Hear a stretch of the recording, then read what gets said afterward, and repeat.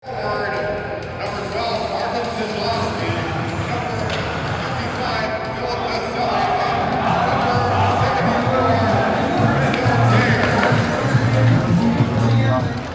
zase ty! Volám sa Robert Turic a cez projekt Sme si rovní robím momentálne v komunitných službách. Oslovil ma spoluhráč, ktorý v tomto projekte je momentálne a zobral som to ako nejakú výzvu pre seba, túto prácu a myslím, že som sa v ňom našiel, že ma baví a ideme ďalej a už momentálne to budú 2 roky.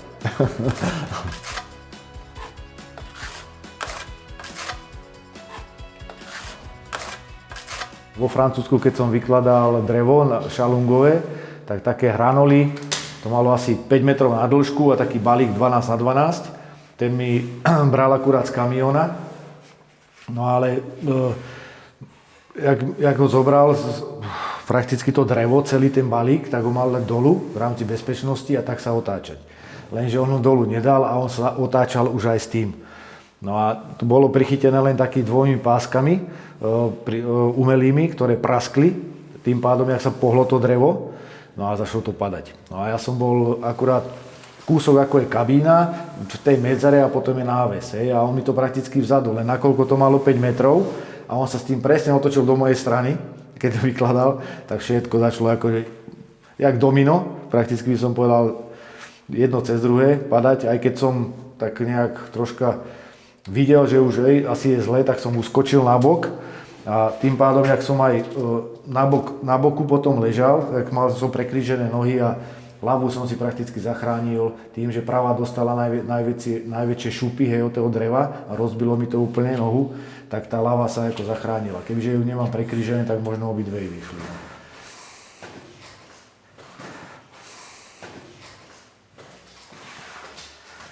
Aj v rámci toho projektu Sme si rovní a mohol som získať prakticky zamestnanie, ktoré ma baví, s ktorým idem ďalej, že človeka úplne to etabluje tú hlavu na iné veci. Hej. Nemyslí na to, že ja mám nejakú protézu alebo mám nejaký handicap, čo teraz, že či budú so mnou spokojní, hej, či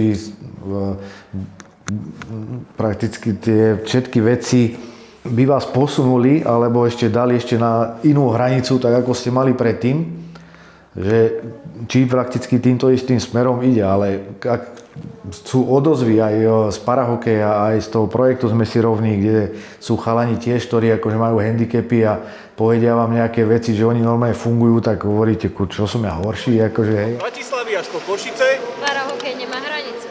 Dnes je doma dlhé hodiny. Staň sa členom pararodiny. Máme návod ako na to, s nami môžeš vyhrať zlato. Pridaj sa k nám, hozaj hneď. S nami procestuješ svet. Je nás málo, tomu ver. Pridaj sa k nám a hraj fér. My, čo máme takto jednu nohu, tak sme bociani. Hej. A čo krátky sú zasa, tak sú hobiti. Hej. Prakticky on, keď zoskočí z toho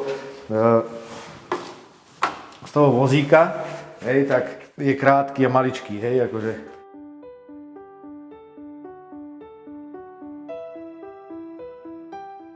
Tak do tohto projektu išli ako takisto handicapovaní ľudia. Je to určite financované však z Európskej únie.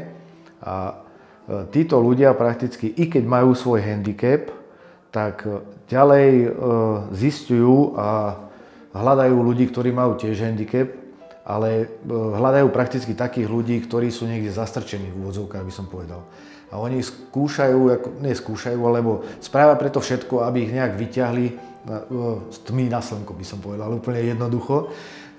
Lebo kopec ľudí ostane takých, keď sa im stane nejaký úraz, alebo sú handicapovaní, zatrpnutí, sú niekde v rohu, ja neviem, nechcú chodiť von, proste okolo seba ľudí nechcú vidieť žiadnych, uzavrú sa do nejakej takej ulity.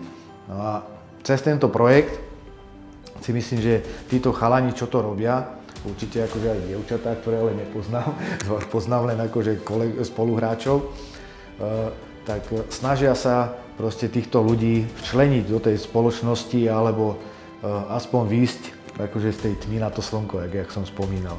Že aby prakticky fungovali normálne tak ako aj bežní ľudia, i keď majú akože nejaký handicap, alebo sú aj na tom vozíčku, že ľudia rôzne pohľady majú na to, ale on pokiaľ si to upraví v hlave a dostane tú pomoc ešte od druhého a vidí treba, že aj na vozíčku funguje chalanisko alebo človek, ktorý funguje v tomto projekte, sme si rovní a má svoju rodinu, zabezpečuje od A po Z tak ako zdravý človek, tak myslím, že to je len nejaký vzor pre ňo a povie si, no že prečo to nemôžem aj ja skúsiť.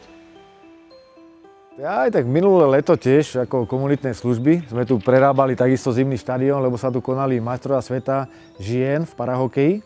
No a tak aby sa to troška zveladilo, tak čo vidíte všetky stupy, či už steny naľavo, alebo tu v strede napravo takisto sa prerábali, plus malovka išla na to. Viem sa spýtať, kedy hrajú teraz? Títo, či už skončili teraz, majú nejakú pauzu, alebo hasiči? Teraz idú, nastupujú, hej. Čo sme akože v úvodzovkách Ačko, tak ideme len dvaja plus Edo, vieš, do brány. Aha. No a zbytok berieme všetkých mladých, no.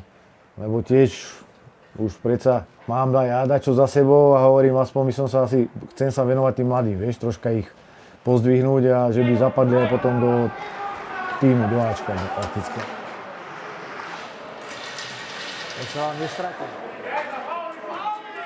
Či už handicapovaní alebo aj zdraví ľudia, nie je problém si nájsť ten projekt Sme si rovní, či už na sociálnych sieťach alebo momentálne cez internet, všade to je a i keď máte nejaký problém požiadať týchto ľudí o nejakú pomoc, určite vám budú nápomocní.